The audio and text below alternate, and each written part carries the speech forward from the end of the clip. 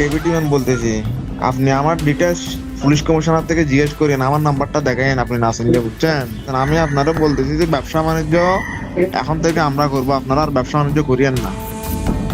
তারেক রহমানের বড় ধরনের ক্ষতির ব্লুপ্রিন্ট ফাঁস, শীর্ষ অপরাধীকে 24 ঘন্টার মধ্যে সর্বোচ্চ শাস্তির নির্দেশ আদালতের। দর্শক, দেশের রাজনৈতিক ও অপরাধ জগতে এবার আছড়ে পড়ল শতাব্দীর সবচেয়ে ভয়াবহ ও চাঞ্চল্যকর খবর। স্বাধীন বাংলাদেশের রূপকার পরিবারের অন্যতম সদস্য এবং দেশের শীর্ষ রাজনৈতিক ব্যক্তিত্ব তারেক রহমানকে চিরতরে সরিয়ে দেওয়ার এক ভয়ঙ্কর ব্লুপ্রিন্ট এবার প্রকাশ্যে চলে এসেছে। এই খবরটি এমন এক সময়ে সামনে এলো যখন পুরো দেশ একটি নতুন গণতান্ত্রিক ধারায় এগিয়ে যাওয়ার স্বপ্ন দেখছে।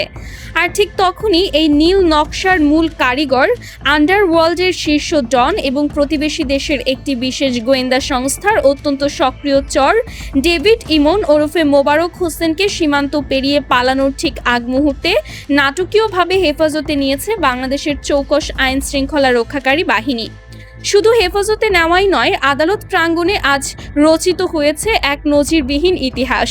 দেশের শীর্ষ এই নেতাকে টার্গেট করার মতো ভয়ঙ্কর দুঃসাহস দেখানোর অপরাধে এবং রাষ্ট্রবিরোধী চক্রান্তের দায়ে এই শীর্ষ অপরাধীকে আগামী 24 ঘন্টার মধ্যে সর্বোচ্চ শাস্তি বা দৃষ্টান্তমূলকভাবে চিরস্থায়ী ব্যবস্থা গ্রহণের মতো কড়া নির্দেশ ও হুঁশিয়ারি দিয়েছেন আদালতের মাননীয় জজ। এই খবর প্রকাশ্যে আসতেই পুরো দেশ জুড়ে রীতিমতো তোলপাড় শুরু হয়ে গেছে এবং সাধারণ মানুষ থেকে শুরু করে রাজনৈতিক মহলে চলছে চরম উত্তেজনা। কিভাবে এই ভয়ঙ্কর মিশন সাজানো হয়েছিল এবং কারা ছিল এর নেপথ্যে, চলুন বিস্তারিত জেনে নেই। চাঞ্চল্যকর এই ঘটনার শুরু হয় যখন চট্টগ্রামের আলোচিত এই আন্ডারওয়ার্ল্ড গডফাদার তার সমস্ত অপকর্ম শেষে অত্যন্ত সুকৌশলে দেশ ছাড়ার পরিকল্পনা করে। শীর্ষ আরেক পলাতক অপরাধী সাজ্জাদ আলীর প্রত্যক্ষ পরামর্শে ও ছকে সে যশোর সীমান্ত পেরিয়ে প্রতিবেশী দেশে পালানোর চূড়ান্ত প্রস্তুতি নিয়েছিল। এমনকি বুধবার সকাল 6টার দিকে তার সীমান্ত পার হওয়ার কথা ছিল একেবারে পাকা। রাতের অন্ধকার কেটে ভোরের আলো ফোটার ঠিক আগ মুহূর্তে যখন সে ভেবেছিল আর মাত্র কয়েক কদম পেরোলেই সে ভিনদেশের মাটিতে সম্পূর্ণ নিরাপদ, ঠিক তখনই তার সেই রঙিন স্বপ্নে জল ঢেলে দেয় আমাদের প্রশাসন। গোয়েন্দা তথ্যের ভিত্তিতে সারা রাত নির্ঘুম পাহারায় থাকা পুলিশ বাহিনী যেন ঠিক শিকারীর মতো ওত পেতেছিল। ওপারে তাকে নিরাপদে গ্রহণ করার জন্য সাধারণ কোনো লোক নয়, বরং ওই বিদেশি বিশেষ সংস্থার অত্যন্ত প্রশিক্ষিত লোকেরা পুরোপুরি প্রস্তুত হয়ে অপেক্ষা করছিল। একটি নির্ভরযোগ্য সূত্র দাবি করছে ডেভিড ইমনকে বাংলাদেশ থেকে পালাতে ওই বিশেষ সংস্থার লোকেরাই সার্বিক সহায়তা করছিল। আর ঠিক এই কারণেই তাকে ধরতে আইন শৃঙ্খলা রক্ষাকারী বাহিনীকে রীতিমতো ঘাম ছড়াতে হয়েছে। কিন্তু শেষ রক্ষা আর হলো না। পালানোর ঠিক আগ মুহূর্তে যশোরের কোতোয়ালি উপজেলার ঝুমঝুমপুর এলাকায় পুলিশের এক বিশেষ চেকপোস্টে ধরা পড়ে যায় এই ভয়ঙ্কর অপরাধী। আটকের পর তার পকেট থেকে যা উদ্ধার করা হয়েছে তা দেখে খোদ পুলিশ ও গোয়েন্দারাও রীতিমতো স্তব্ধ হয়ে যান। তার কাছ থেকে সরাসরি ওই প্রতিবেশী দেশের একটি বৈধ নাগরিক আইডি কার্ড উদ্ধার করা হয়েছে, যা অকাট্যভাবে প্রমাণ করে যে ডেভিড ইমন কেবল বাংলাদেশের অপরাধ জগতের হোতা নয়, সে ওই দেশেরও একজন নাগরিক এবং তাদের বিশেষ সংস্থার একজন অতি গুরুত্বপূর্ণ ও সক্রিয় চর হিসেবে কাজ করছিল।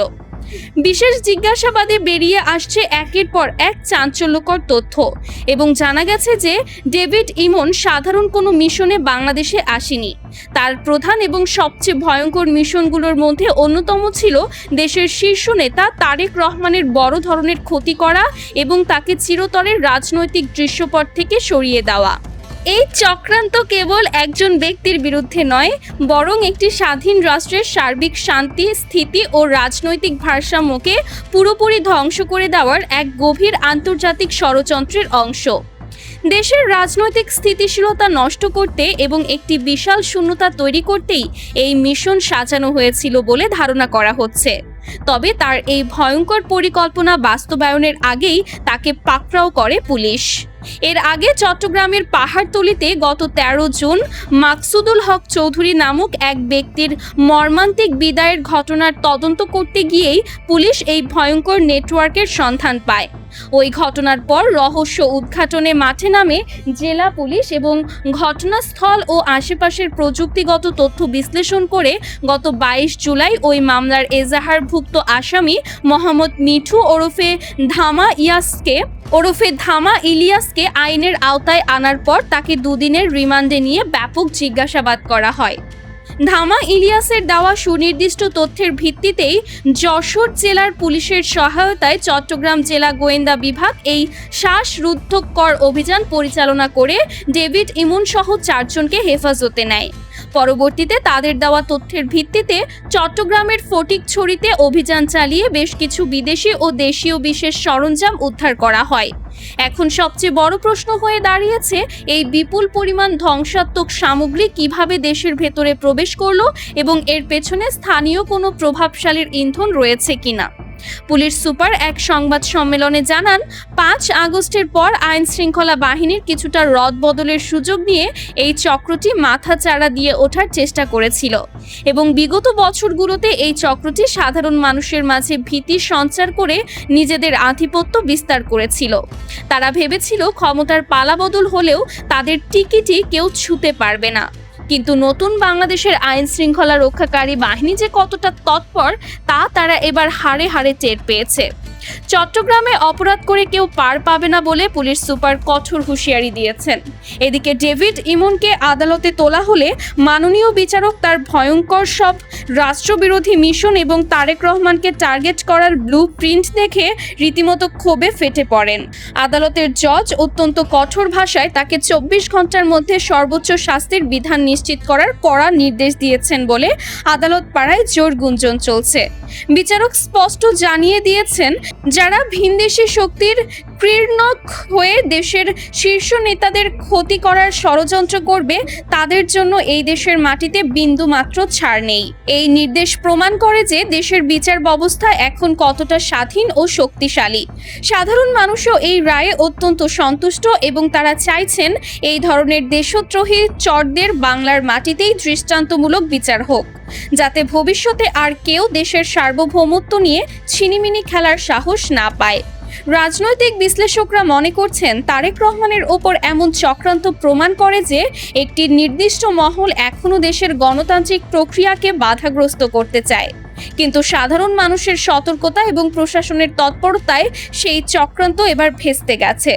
সোশ্যাল মিডিয়ায় এই খবর ছড়িয়ে পড়ার পর লাখ লাখ মানুষ এই অপরাধীদের দ্রুত ও দৃষ্টান্তমূলক বিচার দাবি করছেন এবং তারা বলছেন, রাজনীতিতে মতবিরোধ থাকতে পারে কিন্তু কাউকে চিরতরে সরিয়ে দেওয়ার এমন ষড়যন্ত্র কোনোভাবেই মেনে নেওয়া যায় না। দেশের প্রতিটি নাগরিক এখন দাবি তুলছে যে শুধু এই ইমন নয়, বরং তার পেছনে থাকা মূল হোতাদেরও দ্রুত আইনের আওতায় আনতে হবে। দর্শক, তারেক রহমানের এই বড় ধরনের ক্ষতি করার টার্গেট নিয়ে আসা এই বিদেশি চর ডেভিড ইমনকে আটকের পর আদালতের এই কঠোর নির্দেশকে আপনি কিভাবে দেখছেন এবং আপনার কি মনে হয়, এমন ভয়ঙ্কর অপরাধীদের অবিলম্বে সর্বোচ্চ শাস্তি নিশ্চিত করা উচিত? আপনাদের অত্যন্ত সুচিন্তিত ও মূল্যবান মতামতটি অবশ্যই নিচে কমেন্ট বক্সে লিখে জানাবেন। ভিডিওটি ভালো লাগলে একটি লাইক দিন এবং দেশের প্রতিটি মানুষের কাছে এই চাঞ্চল্যকর খবরটি পৌঁছে দিতে প্রচুর পরিমাণে শেয়ার করুন। এমন সব এক্সক্লুসিভ খবরের নিরপেক্ষ বিশ্লেষণ সবার আগে পেতে সাবস্ক্রাইব করে বেল আইকনটি বাজিয়ে রাখুন। সম্পূর্ণ ভিডিওটি অত্যন্ত মনোযোগ দিয়ে দেখার জন্য আপনাদের সবাইকে অসংখ্য ধন্যবাদ।